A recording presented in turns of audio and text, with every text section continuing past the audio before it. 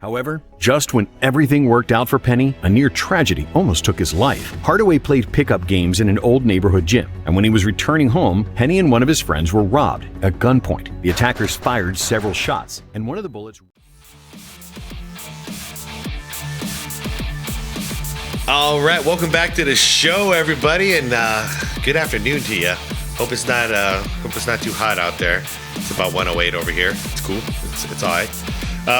Anyways, I was doing a reaction very, very recently, within the last couple of days, actually, and at the end screen, which end screens are just brilliant, I saw this one pop up, which was titled Meet the Greatest Player That Never Was, and this is about Anthony Penny Hardaway. I gotta say, you know, he came in right when Jordan had retired, and we had young Shaq in there, 92, and then in came Penny Hardaway, and there was no Jordan anymore for me to watch. I found myself still rooting for the Suns and the Bulls, just out of loyalty, but there was a third team that I was really rooting for, and that was the Orlando Magic. I loved Shaq, but even more than that, I loved Anthony Hardaway, dude.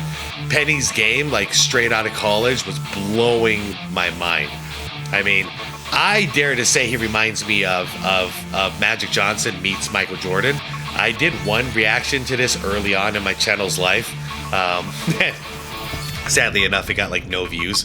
But, you know, like I know Penny isn't the most popular player, but I feel like it's very important to talk about him because before he went down with injuries, this guy was looking like the next one, you know? So what I saw from a young age was a Magic meets Michael kind of player, because he was a pass first kind of dude, but the second you needed him to, he could be the best offensive threat in the entire lineup. So that's what I always mean by that. But he does choose to pass first, so he's more Magic than MJ, but he can turn on that MJ mode when need be. And he was flashy as all hell too, so it was just a joy to watch. Anyways, you guys, if you clicked on this, thank you, because I'm not expecting a lot of people to click on this video, but I feel like it's important to talk about some players like this that don't get the spotlight, and because they never, like, Penny never got to reach his prime because of injuries, and because of that, people forgot about him. I understand, but at the same time, I want to fight the system. You know, like I want these people to be remembered, even if it's just like a couple hundred people at a time remembering. Anyways, this is a video from the channel Nonstop, gargantuan channel here, guys. So I'm gonna link the original video down below in the description for you, like I always do. And yeah, you'll also see a list of channel members down there. Shout out to you guys, channel members. I appreciate you all. Everybody, please like the video. And without further ado, let's appreciate some potential. Penny Hardaway was supposed to be Magic Johnson 2.0, but instead he was Derrick Rose, 15 years before Derrick Rose. Yeah. Once the most explosive and most popular point guard in the NBA. Damn.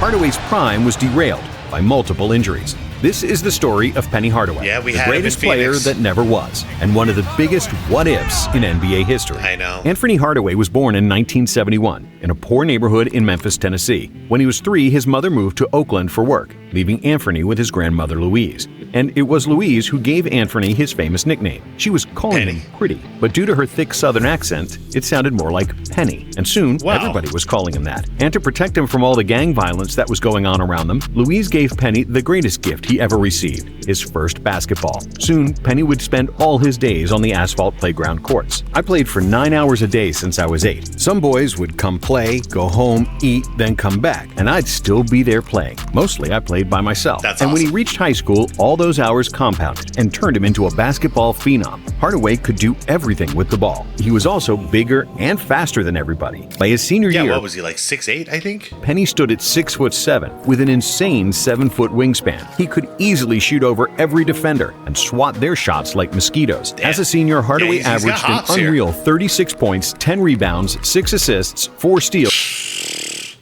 Not too shabby. I'd say so myself. Damn, man, 36 and 10, adding on 6 for flavor. So yeah, this is what I mean, you guys. He chose to be a pass first guy. He didn't have to be a pass first guy. You know what I mean? He could have just been this guy right there. Damn, man, but the steals, 4 steals and 3 blocks as well, man. What an all-around game. Steals and 3 blocks per game. Hardaway's incredible play earned him the National High School Player of the Year award by Parade magazine. Penny could choose where he wanted to go to college, but he wanted to stay close to his grandma, so he opted for Memphis State, That's awesome. which is now the University of Memphis. But there was one big problem. Penny couldn't pass his ACTs, despite taking the test 4 times, which put him under the infamous Proposition 48 regulation for student athletes. While Hardaway was able to join Memphis State, he was academically ineligible to play during his freshman year. The only games he could play were so-called intramural games. And Penny, who was already a local hero and high school superstar, dominated. People used to fill the practice facility to max capacity to watch him play, but that meant nothing if he didn't improve academically. Thankfully, Penny earned all the credits he needed with a 3.4 GPA, and he was finally eligible to play as a sophomore. Is Penny still coaching, by the way?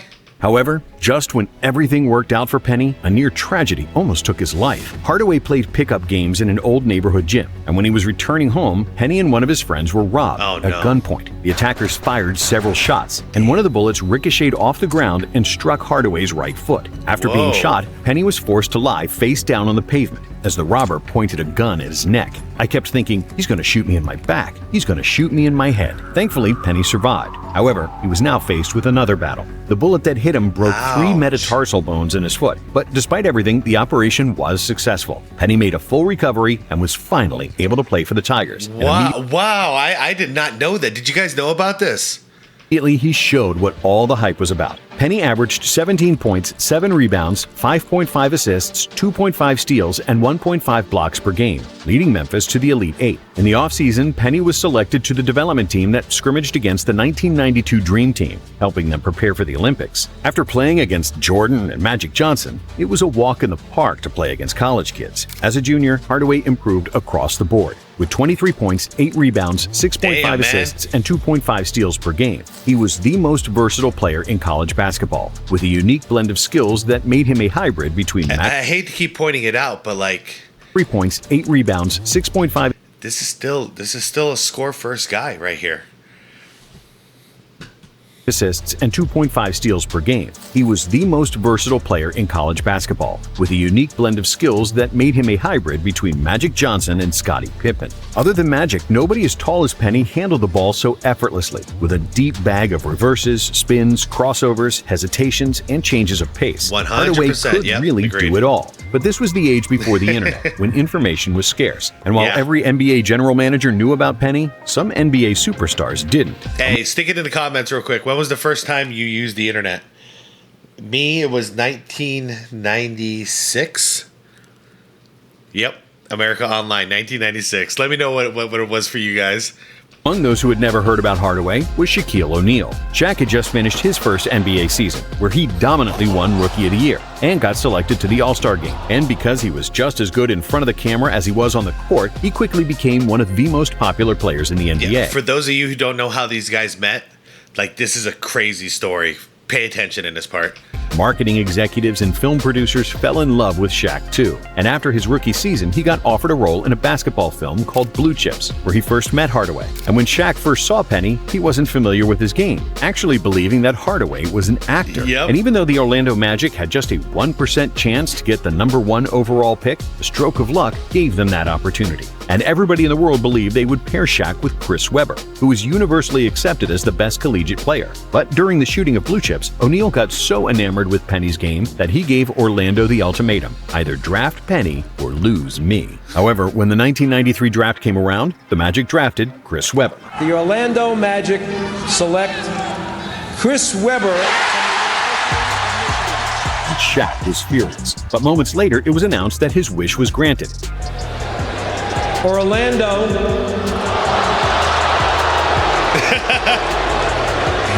has traded the draft rights to Chris Webber to Golden State in exchange for the draft rights to Anthony Hardaway and 3 future first-round draft. I forgot they got the 3 first-round picks on top of that. What a brilliant move by the front office in Orlando. They could have just picked Penny and nothing else, but they got Penny and 3 first-round picks. Brilliant. Too bad for Shaq's house, because Shaq tells a story and he says he destroyed his house in the time being here because he was so angry that Orlando didn't listen to him. Then, when the season started, Penny and Shaq continued to build on the magic that started on the movie set. The young, fast, and athletic Orlando Magic became the most fun team in the league, finishing the season with 50 wins and making the playoffs for the first time in franchise history. And even though they got swept by the Pacers in the first round, they had plenty to be happy about. Shaq averaged 29 points, 13 rebounds, and 3 blocks, while Penny proved to be a perfect point guard for him. Hardaway finished the season with 16 points, 5 boards, 6.5 assists, and 2.3 steals per game, finishing slightly behind Weber in the Rookie of the Year voting. But despite a plethora of young talent, the Magic were aware of their chronic lack of experience. Yeah, I remember during this time, whenever I'd play a basketball video game, I was Orlando every time, and I was Penny. I was like addicted. So in the summer of 1994, they NBA brought Live. in Horace Grant, one of the key pieces of the 3-time champion Chicago Bulls. Brian Shaw also arrived, and the Magic were ready to take the next step. And they did. Hardaway was the conductor of the show. O'Neal attacked the rim with no mercy. Nick Anderson and Dennis Scott were hitting from outside when Shaq got doubled. Horace Grant did all the dirty work, and B. Shaw was there to steady the ship off the bench. Orlando finished the season with 57 wins and had the #1 seed in the East, with the best offensive rating in the NBA. Penny averaged 20 points and 7 assists per game on 52% shooting, and was named to the All-Star team together with Shaq. Hardaway fighting Shaquille. And after they dispatched the Celtics in the first round of the playoffs, a big challenge awaited the Chicago Bulls with the freshly returned Michael Jordan. However, the young A Magic little too freshly. team proved to be too big and too athletic for the Bulls, and they broke Jordan's invincible aura, winning the series in 6 games. After they defeated the Bulls, Orlando faced their nemesis, Indiana Pacers, who had given them a painful lesson in the 1994 playoffs. But this time, Orlando was ready, and they finally cracked the Pacers in 7 games, behind stellar performances from Shaq and Penny, who averaged 20 points, 7 assists, and 2.5 steals, shooting a phenomenal 53% from the field Again. and 47% from 3. 47 from 3. The Magic advanced to the NBA Finals against the defending champion Houston Rockets and their powerhouse center Hakeem Olajuwon. And while the battle between Shaq and Hakeem was the center of attention, it was the role players who were the biggest story of Game 1 of the Finals. With 10 seconds left in the game, Orlando was up 3 and had the ball. After a foul on Nick Anderson, Orlando's guard missed both free throws. He was never the However, same. he managed to get the rebound and was fouled again. 12 of 15 at the Yeah, he was never the same after this. And Nick Anderson was really good. But 2 more free throws brought 2 more misses. If Anderson made just 1, the game would be over. But with 2 seconds left, I hate to say it, but if you guys, some of you seem like you don't understand what like clutch and what choke mean. This is what it is, man. If he would have drilled those 2 free throws, that's a pretty clutch moment. But he had 4 opportunities and he couldn't make 1. You know he could make. If there was no pressure, there was nothing on the line. You know he's making 3 out of 4 of those. That's what a choke is, unfortunately. Smith hit a 3-pointer to tie the game and send it to overtime, where Houston managed to prevail and win Game 1 on the road. This loss zapped the energy from the Magic, and the experienced Rockets took advantage. Even though the games were close, Houston won the next 3 and swept the overly confident kids from Orlando. Penny was again spectacular in the finals, averaging 25, 5, and 8 on 50% shooting and 46% for 3. That's insane. But the Magic simply fell apart and were not ready for the moment. Shaq later admitted that he and Dennis Scott partied for a week straight after they won the East, thinking that if they defeated Jordan, they would easily win the championship. Yep, I remember However, talking despite about the that. gutting loss, Orlando was still super young and extremely talented. In the 1996 season, they improved their record to 60 wins, finishing second in the East behind the 72-10 Chicago Bulls. Penny improved his numbers across the board, with 21 points, 7 assists, and 2 steals. Hardaway was once again the only player in the NBA who averaged 20 points and 5 assists while shooting 50% from the field. Wow. Around that time, Nike started the extremely successful campaign of Little Penny commercials, with Chris Rock as the voice for Hardaway's alter ego. Hey, Penny, is this couch real leather? Cause it's sticking to my leg. Hardaway was considered the best and the most popular point guard in the NBA. In a matter of just 2.5 years, Penny Hardaway has established himself as one of the best talents in the NBA, arguably among the top 5 players in the league. And his rise to superstardom didn't sit too well with Shaq and his big ego. The media rumblings of whose team it actually was started to create turmoil between the two Magic stars. And this is my biggest problem with Shaq. These stories are everywhere. And it wasn't just Penny. He did the same thing with Kobe. Thankfully, he didn't do it with Wade, but he still got thrown out of the building by Pat Riley. You know, like, why do you have to be so jealous? I don't understand. Shaq was the biggest spectacle in the NBA outside of maybe Michael Jordan. But at that point, it was like pretty even. You know, like everyone was talking about Shaq. We all knew Shaq. Everyone loved Shaq. But he's got a teammate getting a little bit of attention, getting a shoe line. Shouldn't he be happy about that? You know, he wanted Penny. He wanted a star by his side. But then when he had a star by his side, he got jealous. What's that all about?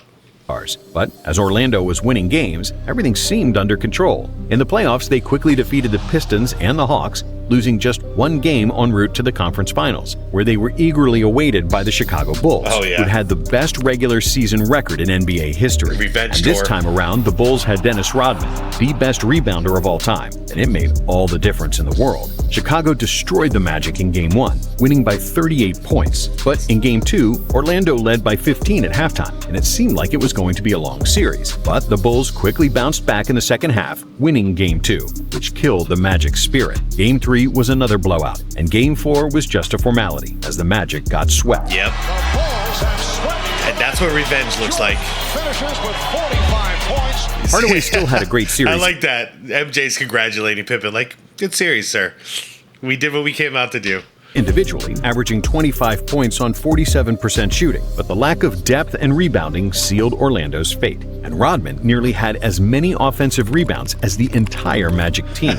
However, with Shaq and Penny on board and just reaching their prime, everybody believed these were just growing pains and a few small hiccups on their road to the title. But the dynasty that was supposed to happen fell apart before it really caught its stride. In the summer of 1996, Shaq's rookie contract was up and he became a free agent. He was expected to stay, but the Magic kept stalling with his new contract. And when the Orlando Sentinel published a poll where 85% of readers said that Shaq was too greedy, O'Neal was pissed. Los Angeles Lakers GM Jerry West realized that he had the chance to swoop in and get the best center in the NBA. ESPN has learned that the Lakers can now offer Shaq over $120 million. And Orlando lost their biggest star. However, Penny and Shaq would become teammates again just a few weeks later. Not gonna lie, I became a Shaq hater for a while after this. Like, it broke my heart that he abandoned Penny like that. Like, he's the one who asked for Penny. He got what he wanted, and then he abandoned him. And yeah, man, that pissed me off. And then to go, of all teams, you got to go to the Lakers. Like, come on, man.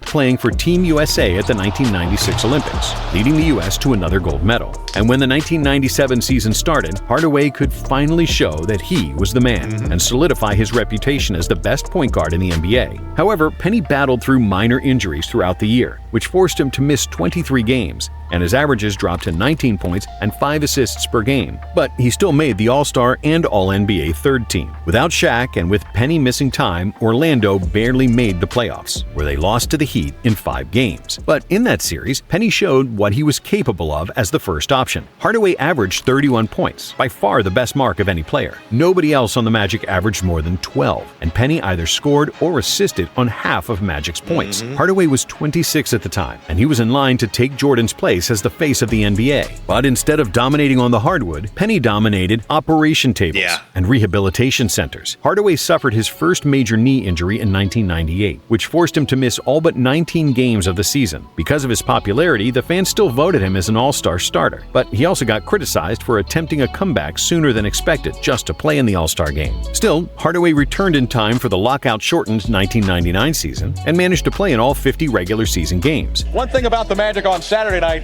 they really had a good-looking Penny Hardaway, and that is encouraging. Even though he already lost some of his explosiveness, he led the Magic with averages of 16 points, 6 rebounds, and 5 assists. His 2.2 steals were the 5th best mark in the league. And despite the scoring decline, Penny was still one of the most versatile players in the entire league. But the Magic simply didn't have many weapons around Hardaway, and they lost a first-round series to the 76ers, with Penny averaging 19 points, 5.5 assists, 5 rebounds, and 2.3 steals. Once again, and improving his stats in the playoffs. I'm surprised they didn't do much in free agency, man, because they just freed up a lot of money without Shaq there.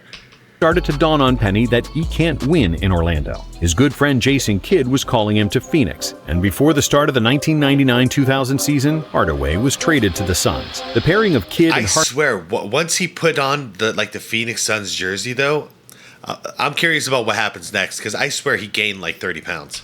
Hardaway was dubbed Backcourt 2000 because they were both athletic finishers and amazing passers. Hardaway. Oh! But they both weren't great three-point shooters, so neither could really play off the ball. And while the Suns' offense was average, they had the third best defense in the league. Penny averaged 16, 6, and 5 in the regular season. And again, he upped the ante in the playoffs, leading the Suns past the Spurs even without Kidd, who was nursing an ankle injury. But in the second round, against his old friend Shaq and his Lakers, Penny was helpless. Despite averaging 21, 4, and 5, Shaq was unstoppable, and the Suns lost in 5 games. And this would be the last good season of Penny's career. The next season, he had 2 microfracture surgeries on his knee and played in just 4 games. Well, this is why he gained all that weight then. Okay. And after the season ended, Jason Kidd got traded. In the next 2 years, Penny was relatively healthy, missing just 24 games, but it was clear he wasn't the same player anymore, as he only averaged 11 points per game. During the 2004 trade deadline, Hardaway was traded to New York, but in the next 3 seasons, he only appeared in 83 games, averaging 8 points per game. Damn. After a total of 5 surgeries on his left knee and battling arthritis, Penny 5 surgeries on the same knee? finally decided to retire after the 2006 season. But after missing the entire 2007 season, he gave it another go, signing a minimum deal with Miami, where he once again teamed up with Shaq. However, after only appearing in 16 games, he left the NBA for good. Hardaway was supposed to be the more athletic version of Magic Johnson, and when he was healthy, he lived up to that expectation. Between 1994 and 2000, he averaged 21.5 points, 6.5 assists, 4.5 rebounds, and 2 steals per game in the playoffs. In the playoffs, huh? 21, 6, 4, 2. Yeah, man. Playoffs, showcasing fluidity, explosiveness, and versatility that's rarely seen from a 6'7" point guard. But the injuries chewed up his athleticism. And just like Derrick Rose, Penny's prime only lasted for a few years at the very beginning of his career. Yeah. Thanks for watching Nonstop. And if you like this video, feel free. Yeah, I mean, it's hard for me to watch sometimes because it's like, I had such high hopes for him, and there's other players like this too. You know, it was Penny, it was T-Mac that I went through this with, and then I went through this with Derrick Rose too. I gotta admit, I was a big time Brandon Roy fan as well, and then I you know, so many of these like explosive rising stars, man, injury just got the best of them. And it's just sad because it's not like it was later on in their career. It was like so early, like within the first 5 years of their career. They didn't even get a chance to hit their prime yet. But man, I'll tell you, Penny in my heart is always going to be a winner. He was an innovator. And yeah, man, I just got nothing but appreciation for him. It's too bad we got him here in Phoenix when, you know, his knees were basically shattered at this point and just getting worse and worse and worse. Because if we had like a non-injured Penny, that would have been great. I would have been one happy camper. But I do remember by the time we got him here, I remember like talking to my brother about it because it was just like, yeah, man, he's not that guy no more. Like he can't be. Like it's not his fault. There's like nothing he can do. Like his body has failed him. But anyways, you guys, let me know what your memories of Penny are. Did you play him in NBA Live? Because I sure as hell did. We would make like a creative player, try to make a Michael Jordan creative player as well, and that was fun. But like if we were actually like playing through a season or something, it was Penny and Shaq. What a duo. All right, guys, I am out of here. Thank you so much for watching with me. Shout out to the members. Like the video if you enjoyed it. Dislike the video twice if you didn't. Subscribe to the channel if you want more content like this. And most importantly, be water, my friends. Peace out.